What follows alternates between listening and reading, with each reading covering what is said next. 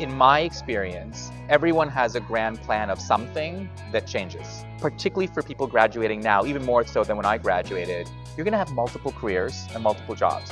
If you believe the data from the World Economic Forum, you're going to have, on average, 20 jobs and 7 different careers. So what does that mean? One conclusion I would draw is it's less about the skills you learn and more about your mindset to how you deal with change.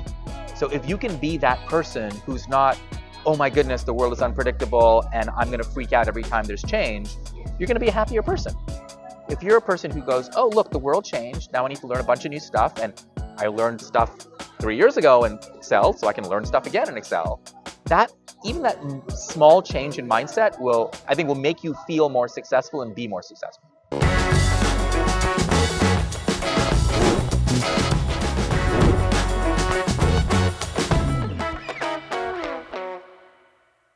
Hi everyone, Harsha here, and you're watching another episode of Changing Reality. We're here in Oxford for the Skoll World Forum this time, as part of our ongoing traveling series almost. And we have with us a phenomenal alumni at Penn to share with us his journey. And you have a very interesting journey from consulting to finance to entrepreneurship to today inspiring entrepreneurs all around the world through JA, Junior Achievers. So we're talking to the CEO and founder of JA, and we're going to jump right in with a little bit about your experience, your time at Penn. But starting off, what are you doing here at the Skoll World Forum? How has it been? Why are you here? Well, it's great to be on the show. First, I'm not the founder of JA. It's a 100-year-old organization. So while I look old, I'm not like that old. He just does such a good job. I can't think of anyone else when I think of JA. I'll go into my JA rant in a minute. Well, so JA has been an organization for 105 years now. Oof. And we're very global. People don't necessarily know that if they haven't, they've grown up only in one place and haven't experienced us in different places. But we operate in over 100 countries. We have staff on the ground everywhere, teaching entrepreneurship, business skills, financial literacy to young people. While I'm here, I'm at the Skoll World Forum, which is a great place to meet interesting people. It's my first time coming to this event. Skoll has such a great reputation, so I wanted to come and check it out. And it's been amazing. It really has been a great event. So now I'm going to ask you the most controversial question of the whole interview. If you can get this, we'll be fine. Right. What's been your favorite part of the forum so far? Well, so I went to graduate school here. Ah. So for me, I've not been back really very often. So, when you go back to your alma mater, you sort of always want to relive the things that you did. And I know that's not the answer you were probably looking for, but I would say my favorite part was actually going to the dining hall last night where we met, and just being back in a dining hall, eating. It wasn't quite college food, but it was it brought back the memories of eating college food in formal hall here.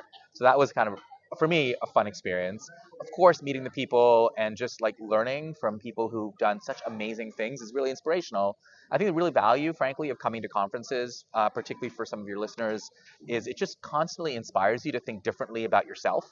So it's doing that for me as well. Okay, that was a beautiful answer. I can't believe it started with dining hall though.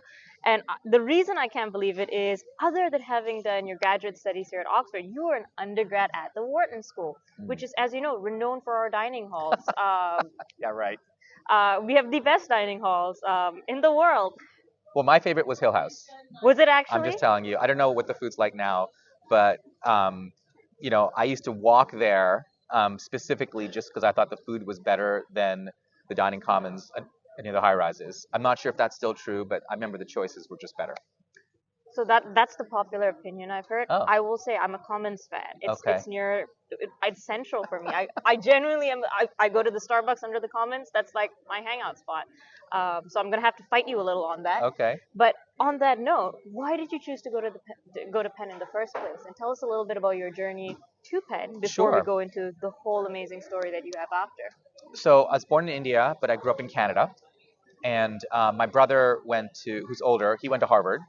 So I had this oh man, I've got to now, he's about 4 years older. So when I entered high school, he'd just gotten in. And I thought, oh man, now I have to work hard. I remember the feeling of, oh, the pressure on my life has fundamentally changed now that the expectations are so much higher. frankly, I think it was a great thing that happened because I don't know what my life would have been like if that hadn't happened. Hmm. And my brother was like almost like a dad to me at times. He was like pushing me to work harder, and I really thank him for it, to be Your honest. brother at Harvard. Okay. Yeah. So I worked hard in high school, and I applied early decision to Penn. And as I mentioned to you earlier, in my first few weeks at Penn, I met my then girlfriend, now wife. So I feel I've so much gratitude for everything I went through at Penn that in the end it was one of the best decisions that I ever made. So as someone who has an older sister who goes to Harvard, Oh, yeah, look at that. We have something in uh, common. I definitely feel the pressure that you Yes. speak of in a sense. And Penn is great for so many things. I personally just have been having the time of my life. Get to meet amazing people like you through it. But also, one of the things that we often see is that it's also a university that has an environment that's very focused on both, driving success and also driving, change in a way. So a lot of people go to Penn wanting to change the world. They want to go to Penn to, see how they can succeed in life. And I think a lot of people are trying to find ways that they can do both, have a great impact and also have a great career. Yeah. How were you thinking about your career when you were an undergrad? And were you as lost and confused as the rest of us of where to start, or did you have that grand plan, since kindergarten, what to do? So I would say that in my experience, everyone has a grand plan of something that changes. And people have a different way to react to that change. For some people, it's, oh, my plan changed and now I have a new plan. And for others, it's, oh my goodness, I'm lost and confused. I need help. Life is over. Life is complicated and unpredictable. And it's just your perspective, frankly, on how you deal with a world that's constantly changing. And particularly for people graduating now, even more so than when I graduated, you're going to have multiple careers and multiple jobs.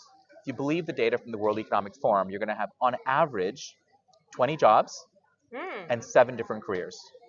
Okay, now nobody knows what the actual answer is, but that's what the research is saying, that there's going to be that much change. Of course, some people will say pick something like medicine and might stay in the same career for a while and then have some iterations of that within a theme. But even people who I think pick what were historically called stable careers are going to have lots of change in roles. Hmm. So what does that mean? What does that mean for you as a person? What does that mean for the way you think about planning and skill building? One conclusion I would draw is it's less about the skills you learn and more about your mindset to how you deal with change. So if you can be that person who's not, oh my goodness, the world is unpredictable and I'm going to freak out every time there's change, you're going to be a happier person. If you're a person who goes, oh, look, the world changed. Now I need to learn a bunch of new stuff. And I learned stuff 3 years ago in Excel, so I can learn stuff again in Excel. Even that small change in mindset will hold you, I think will make you feel more successful and be more successful. No, and I love that, and I love how you kind of, brought together this idea that it's all very much interconnected. It's not just your career exists in a silo and your well-being exists in a silo and the way you feel about yourself exists in a silo. I think it's all very connected, and mindset really is that nod that brings everything together. That hey, the way you're looking at the situation affects not just your career trajectory, but it affects the way you process and internalize this chaotic and exciting world around us that is only getting more and more unpredictable. So when you were, navigating that path for yourself, what were some of the, the first decisions that you made? I know a lot of Penn students, they're always trying to get the right internship. They're trying to get the right. Yeah. Um, So let me comment on that because I do have somewhat strong opinions.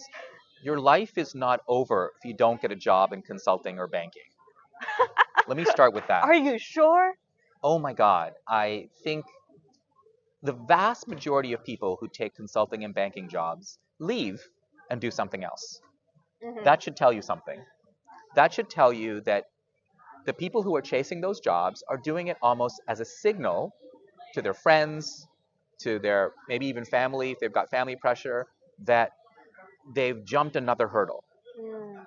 Not necessarily because they're going to choose that as a career, because they believe they're going to learn something of value or build their network in an even deeper way. But your network can be built in deeper ways in so many other careers. Hmm. So I started my career in strategy consulting, and I will say that I only lasted for a few months. I guess I went back after graduate school, so collectively years, but collectively like 2 years, collectively, both before and after grad school. Hmm. And while it was very valuable, and I have a great set of memories, I definitely don't think it's essential. I also worked at the World Bank, for example, and I built a great network at the World Bank. And I also started a company, and I built a great network starting a company. And in each environment, if you're the kind of person who's good at networking, you clearly are. I can tell from our conversation yesterday. Um, you're going to be fine. So obsess less with getting that consulting or banking or whatever job you're pursuing. Obsess more with becoming a great networker. And I'd love to get your, we'll go off tangent for a second, but I'd love to get your thoughts on what it means to be a good networker. And I say this because you're a very fun, genuine person. Mm. And again, when we met yesterday by chance at the event, I was like, this like you're very cool. I'd love to learn from you. I'd love to kind of learn more about what you do. And again, it's not something that you have a thought of when you meet every single person at a conference. But I think part of it is also just having genuine conversation, genuine kind of connection with the people you meet, which isn't like the easiest thing to create. Hmm. So, in your opinion, in a sense, what makes a good networker? What makes someone who is able to not just meet many people, Yeah. but to maintain and also leave an impression, if nothing else? Yeah, no, that's a really good question. I think some people think of networking a bit like optimism, as something you're either born with or not. But the reality is, like math, like finance, Hmm. it's something you can learn. You just have to put your mind to learning what who are people who are good at it do. Hmm. So to learn to be an optimistic person, there's some specific things you can do. There's actually a book written by a Penn professor called Learned Optimism. I know we had positive You're a psychology positive psych students. person, so you We know what you're required reading, yeah. required reading, right? In the same way, there's all these great books written. I can recommend a few if you'd like about how to be a great networker, right? Never Eat Alone is one of the most famous ones by Keith Hmm. Ferrazzi. Highly recommend that book. I've written a book as well, I which was we're just gonna going to talk recommend about, that which one. actually has very specific lessons on how to be a good networker for younger audiences. There's another really famous book by Dale Carnegie, How to Win Friends and Influence People, which gives you simple advice such as be genuinely interested in other people more than try to be interesting. Some people like to be interesting, Mm. and that is not necessarily the only way to be able to be a great networker. It's to be genuinely interested in your story, not my story. Does that make sense? No, that's a very good point, and I love the thing that you said. Like it's something you can learn, because I do feel like if we were to use the optimism lingo, that there's sometimes a sense of hopelessness, especially at a place like Penn, where like there's no reason to be hopeless because you're fine. Yeah. Chances are you're fine. But you see a lot of people who are just much more better at networking or much more charismatic or just are able to steer a conversation. And at least me and I know a lot of my friends, if it doesn't come innately, there's this sense that, oh man, I'm never gonna catch up in a Yeah. sense. And so you're giving me a little hope, that Okay. it's a Well, learned skill. I guess the comment I would make to what you just said is it's natural to compare yourself to other people and to say they're better at networking. Hmm. It's probably more helpful and productive to compare yourself to how you were 6 months ago. It's a Mm. different framing. And when you compare yourself to yourself 6 months ago, you're like, oh my goodness, I've really changed and improved at something. If you compare yourself to the best person at anything in the world, anything, whether it's math, finance, networking, optimism, whatever, you're going to always feel less than. So why bother? I love that framing. I see now why you wrote that book for college students. We'll get to that in a second. But I wanted to also talk a little bit about your own entrepreneurship journey. You did something that combined entrepreneurship, finance, and social impact really, to not only create financing opportunities for individuals, but also create a really successful startup and a successful business out of it. So tell us a little bit about your beginnings of your entrepreneurship journey. I'll try not to spoil too much, but why did you want to be an entrepreneur in the first place, and how did you go about coming up with the idea and bringing it to life? So I was in my late 20s, and I had an idea to build a business. Initially, the idea was to allow individuals to invest in other individuals as opposed to invest in businesses. Hmm. So person to person financing, as it came to be known, or social finance. This was in the early days of the internet, so way back when. And I realized as I started to build that business that it was actually hard to build a really sustainable business model. It was a great vision, but super hard to generate revenue. Hmm. So I pivoted the idea to person lending, not person to person investing or equity. Hmm. So the business was called Circle Lending, and I built it. It took 6 years, and it was acquired by Virgin, Richard Branson's Virgin Group, which obviously was an amazing outcome for me because I honestly thought we'd be bought by a bank, and I was building the business almost to fit into banking ecosystem. I raised money from people who knew the banking world. And I literally got a call one day from the deal guys at Virgin saying, we've been tracking you for a couple of years. We would like to have a conversation. And that led to us having the brand right for Virgin for financial services, which made the value of the entity go up. And it was just a really, I mean, honestly lucky in retrospect. And it was 2007, so that's right before the major recession of 2008, 2009. So great time to sell your business. Not a great time for Virgin to launch a financial services business. So I find myself running, a rapidly growing financial services business with a balance sheet, which at the time was rare. So I learned a lot from the experience. I got to meet Richard. I got to, have some amazing experience. I got to go to Necker Island, meet the other Virgin CEOs. It was an amazing life journey, but man, it was crazy. I was gonna say running a company with a balance sheet in 2008 was a flex, but then everything that came after you that sentence was an even bigger flex. So, oh my Well, god. let me give you one story. So when Fannie and Freddie were potentially about to go under, as everybody was nervous about at the time, all non-bank lenders, the principals had to guarantee the credit lines in order for the loans to go out. Mm-hmm. So we found ourselves in a situation where I had to go to bed and personally guarantee credit lines for all the people who were borrowing money, and we were a relatively large lender. So it was just crazy. It was crazy times. So we ended up, a Virgin ended up buying a bank, Mm-hmm. Northern Rock in the UK, where we now had depositor money. So a very different business model than being a non-bank lender where you're lending other people's money. In this case, now you're lending depository money out. So a different regulated entity. It was a very big transaction. So I learned, frankly, everything from startup to the complexity of change in a large corporate setting. So that was a great life experience, which then I've tried to apply in other things since then. I have so many questions. I don't even know, what we'll Yeah. have time for. But talking a little bit about, okay, that the business model itself. It's a very social business model, and it's Yes, something that, again, as I said, inherently has impact baked into it. it did. And at the same time, it's something that has a bit of finance, and actually provides financing and real world resources for people, especially during crisis times. Yeah. When you were coming up with this business model and when you were raising funds in those early stages of Yeah. entrepreneurship journey, did you ever get any pushback from potential investors? Oh, I got rejected all the time, like all entrepreneurs do. So that's part of the journey. But Mhm, I'll tell you, it was the early days of impact investing too. So mhm, people didn't call it impact investing; they called it in those days double bottom line investing. Sometimes it still is called that. And we raised money from. We got the first people to give us what's now called PRI money, where the foundation gives you money. mhm. We got money from what was called Investor Circle in those days, which were the early angel investors who cared about social impact. But I would say 90% of the money we raised was from professional angel investors, like Jeff Bezos invested in the company. I got to meet him, spent an afternoon with him, which was a cool story. I actually called him from a payphone, believe it or not, because my cell phone reception was getting no reception when I had a scheduled interview with him. So I had to go find a payphone in Vermont, in rural Vermont, to be able to call him. And I did, so I didn't miss the meeting. And then he said, come meet with me. So I flew out to Seattle, spent half a day with him, and he ended up investing quite a bit of money. He was the largest investor at that time. And then he sold the stock to Richard Branson, which is kind of cool. Jeff Bezos sold the stock to Richard Branson. But I basically I learned to raise money from many different types of people who all had different motivations. And I Mhm. think one lesson I would share with people who are listening is when you're raising money for anything, whether it's a startup or a nonprofit that I now run or a social venture or what have you really have to listen to the interests of the person you're pitching and not really come in and say, look what I'm building. Mhm. It's not look what I'm building, it's understand their needs. And there's probably a role for whatever their need is in what you're doing. It might be an advisor, it might be an investor now, it might be an investor later. Nobody ever says yes in a first meeting, right?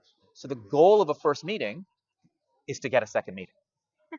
Most people go into the first meeting going, I'm going to get to a yes. I'm going to sense if this person wants to meet with me again. That's fine, but life is about relationships, right? So the goal of the first meeting is to build a relationship so you get a second meeting so you could find out if the person is a good investor or an advisor or a friend or somebody who will refer you to somebody else or somebody who will invite you to this conference. Who knows what it'll lead to? That's actually very, very important because especially when we're fundraising, I feel like when I see a lot of my entrepreneur friends, the instinct is that I need to do this fast, I need to do this now, and we kind of have this tunnel vision, which is like anything that's not an immediate yes is not important right now.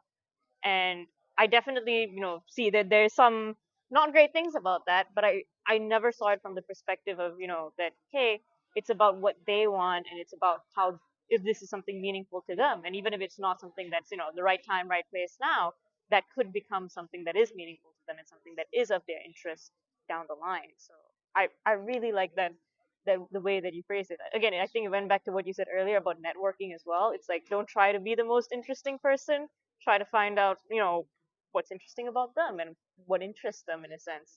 So you're really bringing full circle here.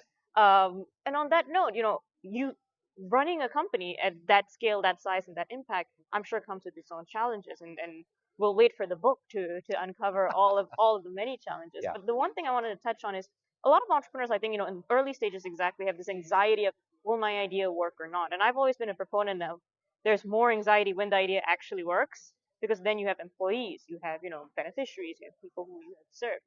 How do you as an entrepreneur manage kind of the many things going on? How do you manage the responsibility that comes with it, especially as someone who's such a young entrepreneur? What was kind of your mental process in making sure that you were centered and able to do the work efficiently and, make the best decisions, while at times, a lot of noise, a lot of, issues, 101 problems with entrepreneurship will crop up? What do you think you did right internally that enabled you to perform well in the Well, let me start with all the things I did wrong and learn from, as opposed to things I did right. So I took the advice that it's all about focus, role? right? Which is great advice. You can only do one thing really well. And so I would really lean into, okay, what am I focused on today?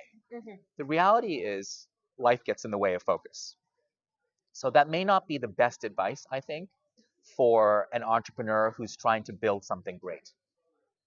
I think better advice and focus is having a high degree of self awareness of what you're good at and what you're actually not good at. Because inevitably, there are things which bring your energy down, which you're not good at.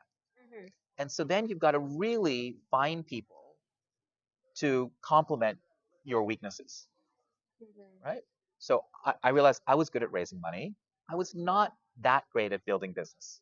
So I needed somebody who was much better than me at making decisions about technology, making decisions about even how to structure the finances of the business. I studied finance at Wharton. I should be a finance expert.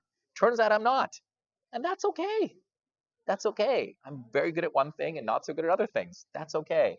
And I think knowing that about yourself is a better way to frame how you spend your time than I need to be focused on today I'm going to be doing the financial model. Tomorrow I'm going to be raising money. Day after tomorrow I'm going to be building the business. It just doesn't work. Okay. And I'm going to ask a personal question now. So my startup has grown to a point where I need to bring on people, and I'm finding it very hard to delegate and sometimes, not be the person who's hovering all the time and making Yeah. sure that people are doing work. How did you, you know, not only delegate but also give them that decision making power, that is authority That to get things done? is the most important thing I'm going to say on this interview. Okay, I'm listening. Okay? Let go of your desire to control outcomes, control people, control processes, control systems. Let it go. Let it go. Once you get past that, you can build big things. You think it's possible for somebody who runs a large enterprise to control everything? No. All they can control is finding the right people they work with and making sure they're motivated by all the right reasons and that they continue to stick around and do great things and are respected. That's the only thing you can really control. Now, obviously, as an entrepreneur, you can't pay people, so it's a little bit hard. I get the complexity of doing that, particularly at a really early stage. But the only way to get past that early stage and build something big and lasting is to let other people have creative control over things. So it becomes not your thing, but our thing, maybe even their thing. That's the power of scale. Okay, I'll take that for, like, as advice. I'm sure our audience is going to take that as advice. But I really do appreciate that, like, speaking right from the heart. So, talking about building something great, you had an amazing startup, you had an amazing exit, every Penn student entrepreneur's dream, and then eventually you moved on today to do the work you do at JA. JA is, I will, this is my rant, which is, it is probably an extremely famous organization in the entrepreneurship space, and it's also an extremely impactful entrepreneurship organization in teaching young people not just entrepreneurship, but as you said, financial literacy, business skills, and also giving them the confidence and the motivation that they can build something that they can grow. And as someone who has, developed young entrepreneurs for the last 10 years, over the last 10 years, I've heard about JA all the time. Awesome. And it's honestly just inspiring to see how something can grow so pervasively and so, both in broad and depth, so that people all around the world can benefit. But for you, why did you choose to, number one, go to JA in the first place, with all the entrepreneurial experiences that you had? Um, you are definitely the right person for the job, having That's been very an kind of you. It's very entrepreneur. kind of you, but But I what did we do to deserve you in the world of student entrepreneurship? that's very kind. But I mean, there's so many amazing leaders at Jay. Let me start by saying Hmm. that. It's an organization with many leaders. So my job actually really very much is about empowering other leaders to get a bit like what I said earlier, their creative Hmm. wishes to come true. We have national leaders in over 100 countries. So there's a CEO of J Lithuania, there's a CEO of J Japan, for example, right? So for each of these different parts of the world, there's somebody who customizes the programming of teaching entrepreneurship, financial literacy, and work readiness for the needs of their local communities. Even in the US, there are many, many J entities. I think 99 now, just to give you a sense. Okay. In Brazil, we have over 20. In Sweden, in Norway, in Canada, we've got dozens and dozens of entities. They're not just the national entity, but like the provincial or state or local entities. Yeah. Hmm. So there are many leaders doing amazing things. So my role, in many ways, is to help provide resources, fundraising, and provide a brand that people want to be associated with. Hmm. Right. So a bit like at Virgin, in many ways, Virgin would license a brand to management teams like me and my team to take a brand and make it worth something more. Hmm. Same way at JA, these local parts of our organization license this global brand that should mean something. So what I've been really working hard to do is to build a brand profile of JA to be truly global. Like where people who go through our programs in Europe identify in the same way with the brand and its values as somebody who takes the program in India or Malaysia or in the US. And so that's the journey I've been on. And it's such a fulfilling journey.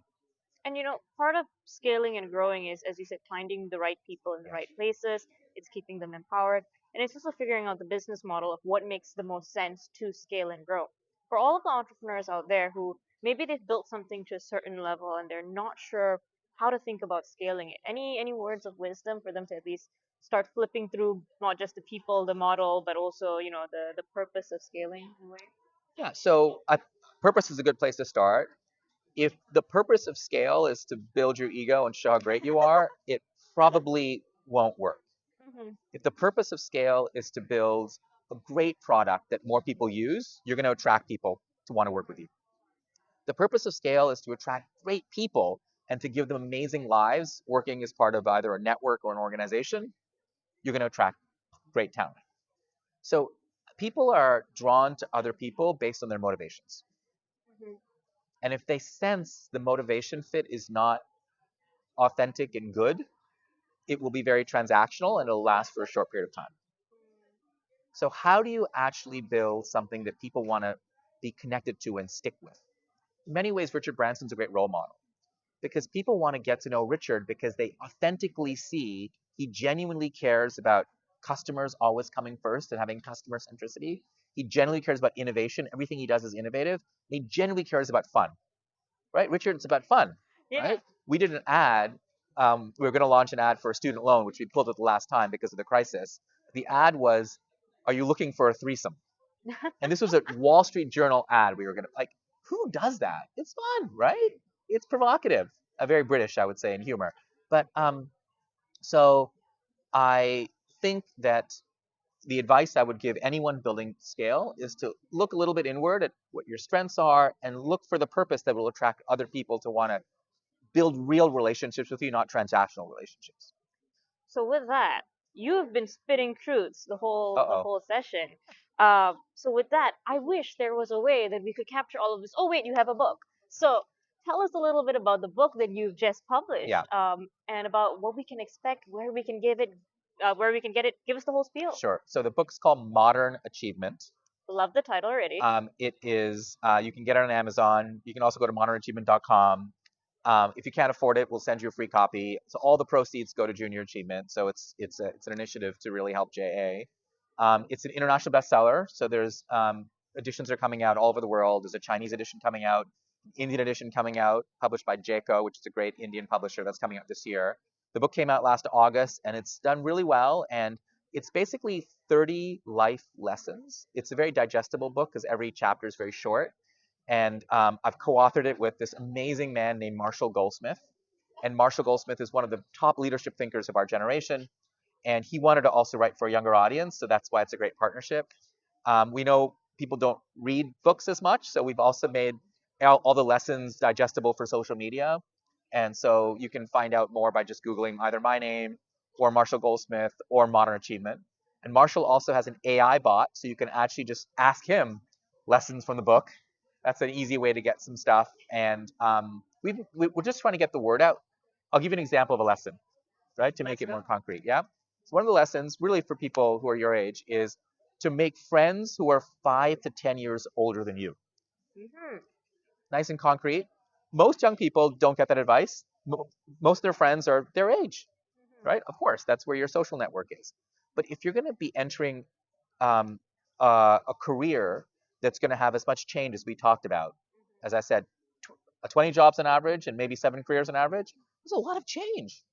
You're going to have to really be very good at networking your way to your next role. And the role models, the peers, the mentors are going to be people who are 5 to 10 years older than you.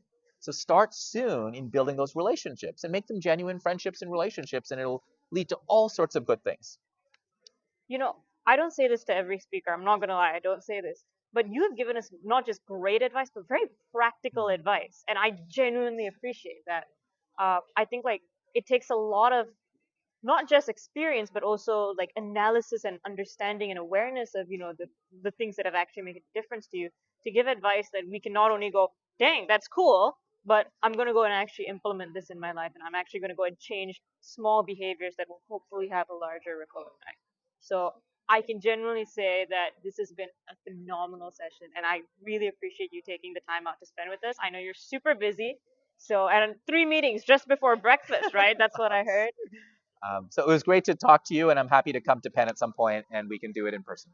Amazing. And with that, we're at today's episode of Changing Reality. We're at the end, but unfortunately, you can catch more of the more of our amazing speaker at his book Modern Achievement. And if you miss Changing Reality, we'll be back next week as always. See you guys.